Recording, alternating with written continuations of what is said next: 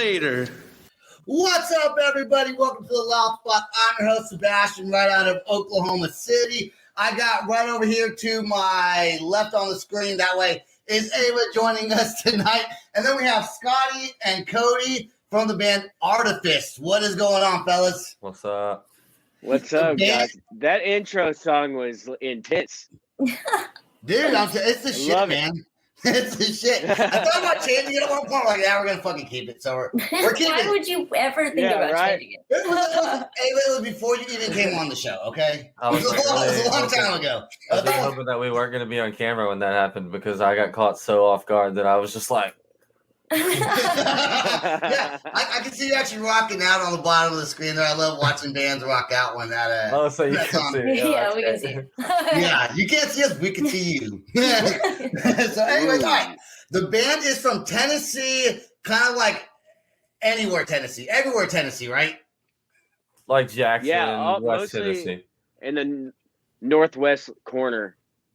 Northwest corner, Tennessee. Okay, cool, man. So tell us a little bit about your band, when you guys started, and what the band's all about. Well, you Cody and I. Band, Yeah. Who's the designated speaker, damn it? We Who's both the are. designated speaker? We both talk too much. Good, I like that. But it was, I think it was back in like 2011. Cody and I started writing some songs together. We'd been in different bands and had played a lot of shows together. And it's like extremely hard, especially in this area, because there's not a lot of like big cities. Like, you know, we're 2 hours from Memphis, we're 2 hours from Nashville. So it's kind of like a little smaller town, you know, vibes everywhere around here. So to find like a group of dudes that was willing to go all in wasn't as easy as it was in like a big city. So Cody and I, both our bands, I guess, broke up, and we were like, hey, let's start this together. Like, you want this as bad as I do, and like, you know, let's just give up everything and throw everything at this. And so that's what we did, and we found some other guys that were willing to take the hit with us, and we went out on the road. And man, from the early days, you know, we were riding around in our conversion van and showering, like washing up in the McDonald's bathroom and brushing teeth in Walmart, you know. And yeah. We roughed it for a hot minute, you know. And then shortly after that, you know, Jared and Anthony and Mikey joined the band, and they've been with us since what, 2014? Do you know, Cody? I think Mikey joined in late 2014, and the rest of the guys were like June of 14, I think. So you guys been playing, and that's been Artifas ever since. Hell yeah, man! I do gotta say that it is my birthday today. Happy birthday to me! Shit. Happy birthday, dude!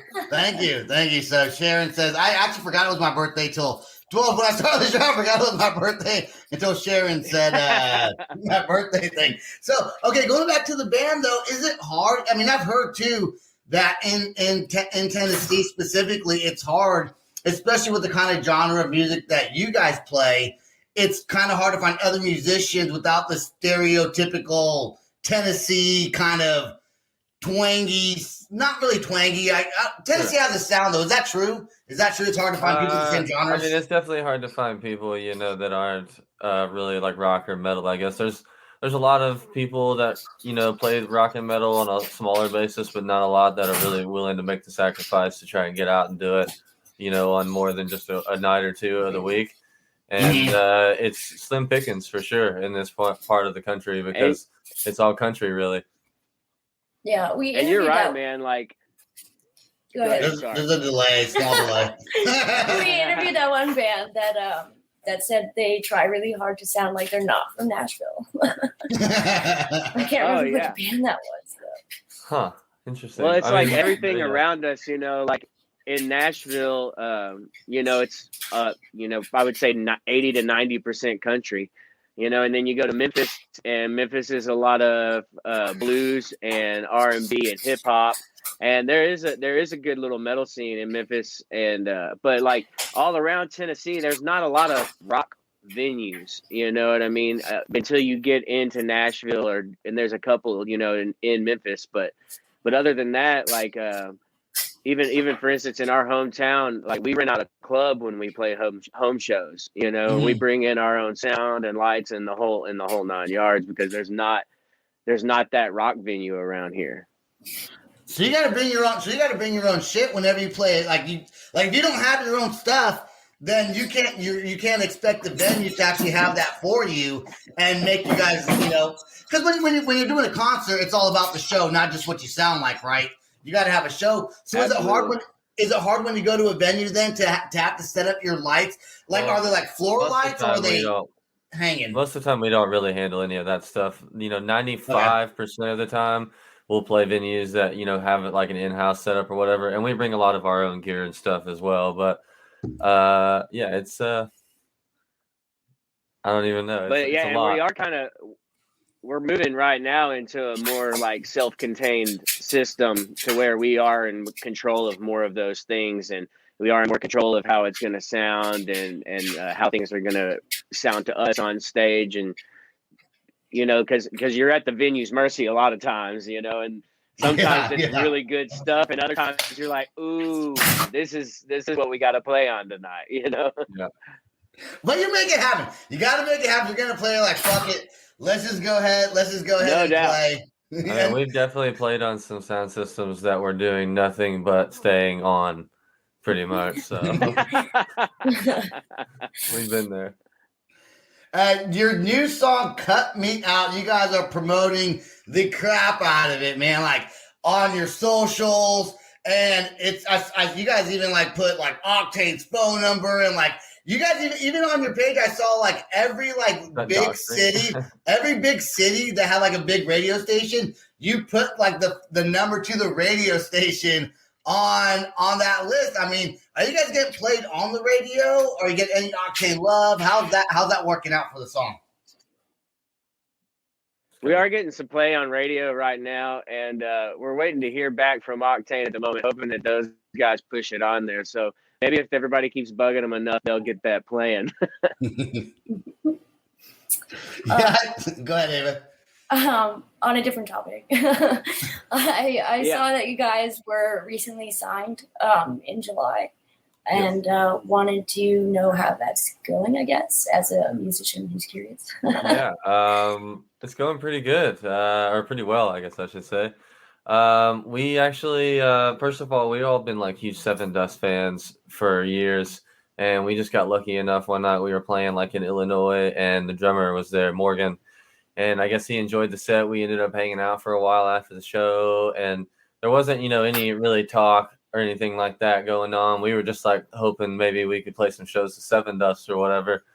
And, fast forward a couple of years down the road, and Morgan has got his hand in this label thing over at Imagine Records, and he called us up and he was like, "Hey man, I really like what you guys have going on, so I'd like to work with you." And we did it. And so far, it's been really good. We're really pleased with a lot of the stuff that we've been able to accomplish just with one song, and looking forward to what the future is going to hold.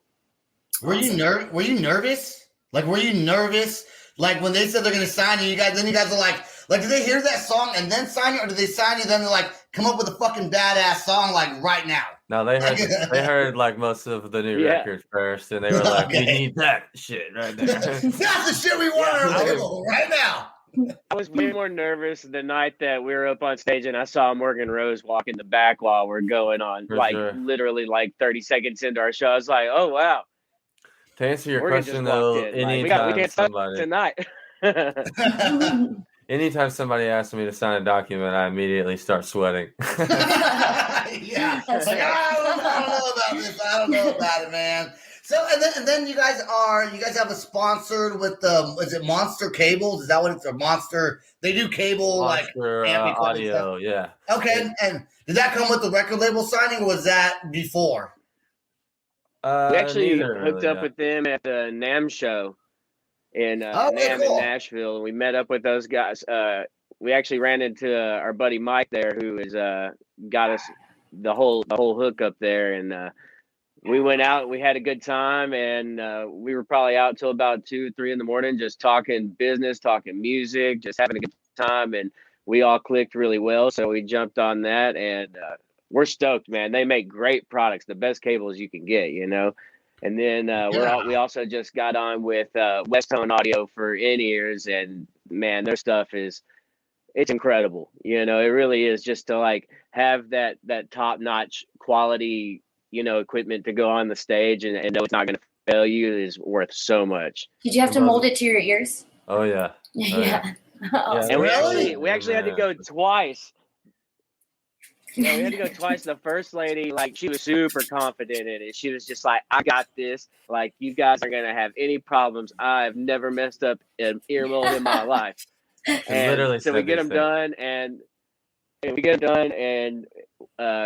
Weston calls us, and they're just like, hey, guys, you're going to have to go get them done again. They didn't get it. So we went back to the lady, and we were like, hey, will you do it again? And she's just like, absolutely not. I know they're perfect. Oh my And God. I hate ended up people having to go like somewhere that. completely different. That's terrible. I hate people that don't admit when they make a mistake. It's like, dude, come on. You done fucked up. Just admit it and do it again. I didn't mess up. Yeah, You know what and I'm it talking about. I've only been doing takes this like 20 10 years. minutes to do. Right. I mean, when you're that confident about it and you mess up, like, you know, you kind of hard to admit that you're wrong. You have to ask for sure. That's horseshit. All right. We should have let's known when we walked in there, and there was nobody else in there. I thought that, you know, and I was just like, sure, it's just a quiet day, whatever. That's funny, dude. Let's talk about "Cut Me Out." And I read a little bit about what the song's about, but in your own words, I guess Scotty would be the one to explain it the best. Tell us what the song's about. You wrote lyrics to it, I would assume, right? Yeah, well, a lot of times we all just kind of write together, you know, even at times, like, I'll come up with the basis of something, and, you know, we'll sit down in there and hash it out, or sometimes somebody else comes up with a lyric or a guitar part. Like, one of the cool things about being in this band is, you know, there's a fair share of people that do multiple things really well. So, Cool. you know, and we have a lot of trust in each other to, like, bounce those ideas off and know that, you know, if I write something, Cody's going to tell me if he thinks it sucks, and vice versa, you know, and it's just like, all right, cool, then it probably sucks and we need to change it, you know. I mean, being in a But band is we also like butt being heads married. about it. You have to. I was gonna say, yeah, it's like being married, and we didn't, you know, get to the point to where we can communicate about our creative ideas without a lot of practice. And probably a lot of arguing. That's what I meant by practice. Yeah. Marriage counseling.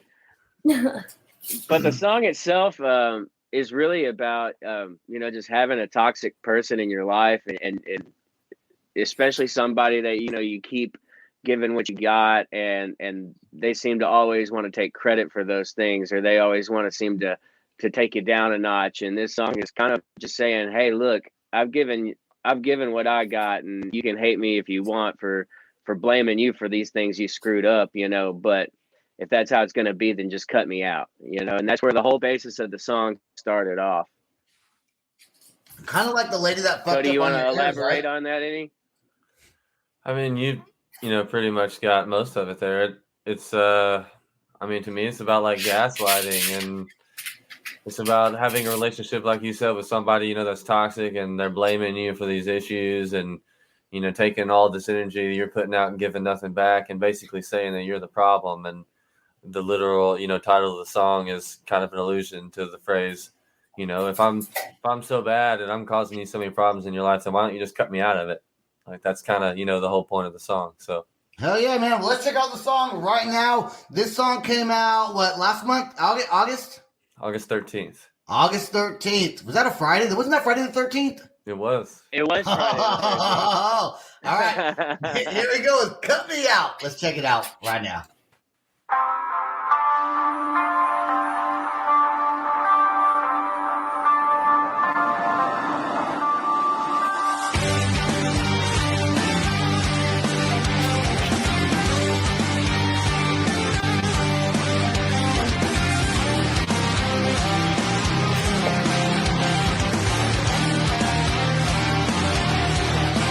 Do you remember the way it all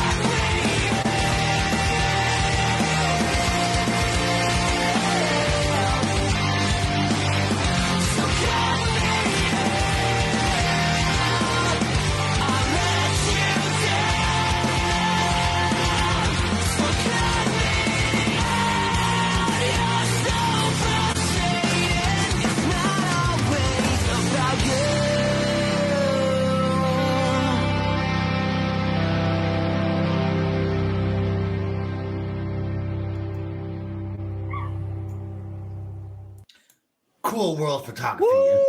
Dude, that song is so good. Look, is that you, Cody, on the guitar in that solo? That was sick, man. Thanks, and bro. you got hella long hair, dude. Yeah, it's like, hiding. I got a lot of black on, so. Yeah, it's hard to tell. Like, I have a lot of hair too, but I have a lot of black on. Yeah. I have no hair. In fact, if I did, it'd probably be gray. A chrome dome over here.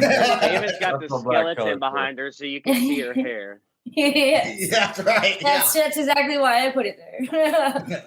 She actually just put that there. It looks pretty good. I'm liking the skeleton, David. That was a nice upgrade. Pretty dope. You got to name him. Have you named him yet? Not yet. Skeletor. Oh, you guys should have your listeners name that thing. Skeletor. We should. That's a good idea. Hey, but we should do that. I agree. I agree with that. Dude, that song literally sounds like it could be on Octane. I mean, it's like the production is fucking phenomenal, dude. Like, it's catchy, dude. It's very rhythmatic, man. All that production and stuff. Scottie and I, but mostly, we'd never done anything like that before, and we recorded the record a couple times and didn't like it. We were like, let's just produce it ourselves, start over, and that's what we ended with. So that's a huge compliment to hear you say that. Yeah, good. How was the music video shoot? How long did that take, and where did you guys shoot the video at? Was it like a one-take camera, or did you guys play it like fucking 100 times? Oh, we played it probably 15 to 20 times. It was at an airplane hangar at the airport in Jackson, Tennessee. And our friend Paul from Cool World Photography up in Ohio, he came down and he shot it on his Sony Red camera, which that thing, even just the raw footage, we were all just wowed by. It looked so good, That's fine. Just man, I did not know a camera could look that good. That's all. We at the end of the day of shooting, was it like, all right, we're tired of hearing this song, and just playing? Or you guys? I know one person in the band was at least tired. I'm like, God damn it, it's gonna go home. Physically tired, definitely. Linguini arms, not moving. Muscular function was not happening. But I definitely wasn't tired of playing the song. It's like you don't get tired of watching your kids grow up. You know what I mean? It's kind of the same thing. Yeah, I feel like if you're a musician and you get tired of hearing your own music, then you're just kind of fucked because you're gonna have to play. I probably get burned out, more than other songs. But overall, I can't really say that I get too tired of at least playing my own music. Right. Yeah. I feel like we just shot a. Go ahead. No, I was just gonna say we just shot another video that's gonna be coming out the 23rd, right? The video. Yeah, nice. And man, we killed ourselves. Literally that night, we were at Cody's grandma's. At his grandparents, they have all these fields where we shot the video at. And afterwards, she cooked for us. And Anthony and I, specifically, I remember trying to lean down at my plate and eat my neck hurt so bad that I had to physically use my hand to lift my head up and down in order to put food in my mouth. It was rough. And probably for didn't you hurt for 4 or 5 days after? I mean, yeah, sometimes I just hurt when I get out of the bed, so that's no surprise. Oh, dude, miserable. It's kind of a workout, though, so you kind of got to feel healthy afterwards, right? Because you're kind of working out at the same time. So it's feel accomplished, when it's over with, because you're like, sweet, I did that. But in the process, it's a lot. I felt like I was going to pass out a little bit. That's never a good feeling. That's never a good feeling when you got to feel like that. Did you guys use the same production, same camera, the guy who shot your last video for the second song, or something different? No. Okay. Yeah. We got a whole new crew. We're going to go, we got a little bit of a music video fever. So we're just seeing what we like and working with a bunch of different people. And we actually did, our next one is going to be with Hot Keys Productions out of Memphis. And I'm not sure what kind of camera they were using, but I know it was a big son of a gun. Yeah. Yeah, they were cool too. They brought out the whole trolley system, where the camera's riding on the track around you and stuff. And, for us little old country boys, it seemed kind of cool. Fancy. Does a record label help out with any of the cost or this, or is it just like you guys got to go do it on your own, and we're just gonna push what you guys put out there? It really, that just kind of varies, you know. Our situation, we're pretty fortunate. We have a really good working relationship with the label, and even though they are a record label in a lot of ways, it's kind of like a mutual partnership between the two of us. So that benefits us. We're still very much, you know, we're signed and working with those guys, but we also kind of approach things from an independent standpoint as well and make a lot of things happen on our own behalf. Yeah, that's awesome. I think that's common nowadays, though, with record labels. I think, like, you know, the industry's really changed. Back, like, in the 90s, you could sign a record label. They kind of put everything out there for you. I don't know if it's common. But... No, I would say, no, I'm saying now it's kind of more common where bands that are signed to labels, they still kind of have to take an independent approach to them being an artist. What did you think I meant? That's what I meant. Did I say something? Did I say something? I didn't sound I don't know. Like, there's still some record labels, like a lot of record labels, actually, that like don't let you have any freedom. Well, yeah, if it's like fucking Sony Records, or like, you know what I'm saying? Just that. A lot of people get fucked over. Yeah, I guess that's probably It really is, like, and you know, it's a lot of it's in the contracts, and it's because the language used in the legal speak is like you got to learn it. You know what I mean? Mm-hmm. And we spent hours upon, I mean, countless hours going line by line, and the last, you know, good handful of contracts we've had, we read them in the past and thought we understood a lot of things, and we realize now that we didn't understand things as clearly as we thought we did, you know. So now we break it down line by line, and we sit the whole band down, and everybody make sure that everybody understands everything. And I'm sure when people get the contract return that we send back to them, they're like, these guys. Oh man. Yeah, because you probably change a bunch of shit, huh? I'm pretty sure that's just how it goes. Anytime we work with anybody, Scotty, mix notes, you know, Photoshop notes, it doesn't matter. People probably see our names pop up on their phone, and they're just like, "Oh, these guys again." We've been dropping graphic designers like flies. Like, that's the hardest thing to hold on to is a good graphic designer. We like to work hard. We're hard workers. This is what we do. We want, you know, this band and this business that we're running to be successful, and especially in a post-COVID world in the music industry, nonetheless, it's sometimes a little hard to find people that want to work as hard as you do. So people don't like when we hit them up because we're usually annoying them about stuff. But hey, you got to approach the band like it is a business. Otherwise, lots of bands fail because if not everyone in the band sees eye to eye on things and doesn't treat it like a business, a lot of times it's just not going to work. You know, it's just not going to work. Now, have you guys had any talks of recent tours, or are you guys still kind of holding off and waiting to play venues? Oh, no, we're working on some stuff right now. We don't have anything we can talk about yet, but hopefully over the course of the next few weeks, we're going to have some stuff we can announce as far as tour dates go. Yeah, nothing's going to stop us from going out. It's been too long. We're ready to play, and, you know, I guess whatever happens will happen, but we're going to go do the damn thing. Feel that. so many bands have not to talk about it right now. I'm like, just fucking talk about it. No one's listening anyways. Just let me know. No one's going to pay any attention to it. That's kind of my approach. And you guys are working on your website. Yeah. I know you guys have merchandise on your website. Not a whole lot on there yet because where it says tour dates, there's nothing listed. It looks like it's still getting worked on though. Like I said, you see your sponsors on there, your videos on there. Is that a work in progress at the moment to get ready for when you guys do start touring? Yeah, I think it's all just kind of a work in progress. We every day we just kind of spend trying to improve something or trying to, you know, increase on it. Like right now, we're really focusing on getting a lot of content out to people because just content's so important and to keep people's attention and keep them, you know, thinking about you and going, oh yeah, I forgot they put out a song again. I forgot, maybe I didn't listen to it, you know, and so we just try to stay on top of things and communicate with our fans as much as possible and just any way we can grow something or better it, you know. Even the merch store, you know, we might end up, you know, changing to something newer and better, or we don't like to get stuck into something, you know, because things are just developing and moving so fast these days, you know. Yeah. And it's like you got to ride the wave or you're gonna get left behind. It's like clothes, you outgrow clothes. That doesn't mean you just have to be naked. You just go get new clothes. I just keep on my. That's true. I have some of my shirts I've had honestly for probably, I don't know, about 20 years.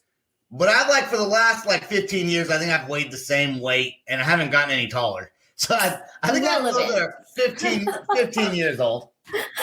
Hey, that's not a bad problem, man. You know what I mean? No, I know it's not a bad problem. I'm surprised some of my shorts still fit. Man, 15 years ago, still fit. Hell yeah.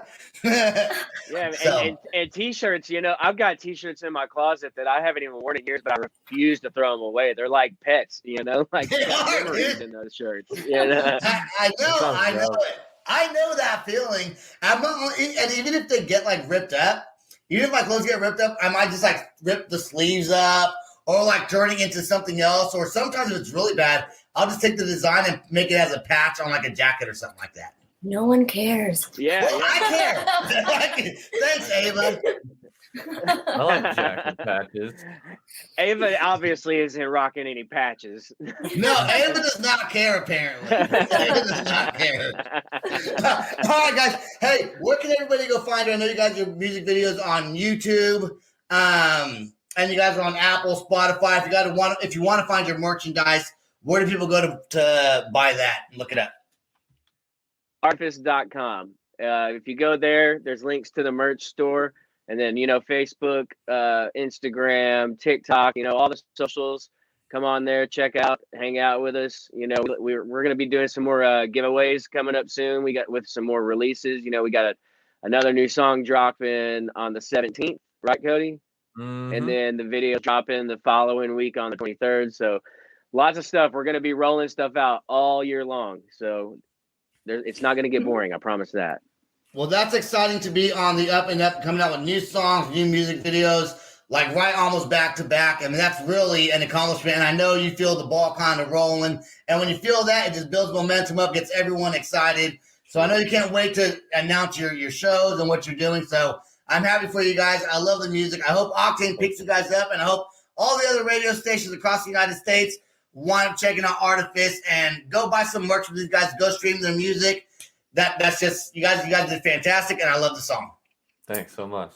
Thanks, man. Absolutely. Yep. All right, you guys will be back anytime.